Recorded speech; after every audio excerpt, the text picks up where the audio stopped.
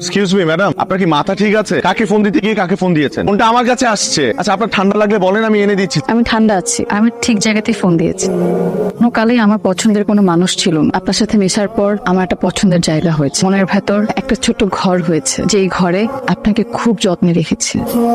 ভেবেছি এই ঘর থেকে আপনাকে কখনো বের হতে দিব না, কিন্তু পরে ভাবলাম এভাবে আটকে রেখে কি আর ভালোবাসা হয়? আপনি যেমন শিখিয়েছিলেন কোনো শর্তে জীবন চলে না, তাই আপনাকে এই 3 দিন একটু একটু করে আমি ঘর থেকে বের করেছি মুখোমুখি হব বলে। আমি আপনাকে বলতে চাই আমি আপনাকে পছন্দ করি। আপনি কি আমাকে পছন্দ করেন? এই পছন্দের আরেক নাম আমি ধরে নিলাম ভালোবাসা। কিন্তু সূচনা, আপনার মনে আছে কিনা আমি জানি না, তবে আমি আপনাকে খুব স্পষ্টভাবে বলেছিলাম যে এই প্রেম ভালোবাসা আমি বিয়ের পরেই করতে চাই। আমার মনে আছে। তারপরও মুখ থেকে পজিটিভ কিছু আশা করছেন? যদি আশা করে থাকেন সেটা আপনার বোকামি হবে। 3 দিন পর আমার বিয়ে সূচনা, আমার বিয়ের কার্ডও ছাপা হয়ে গেছে। এই কথাগুলো আপনি 3 দিন আগেই বলতে পারতেন, 3 দিনই বলতে পারতেন, তাহলে আমার 3 দিন সময় নষ্ট হতো না।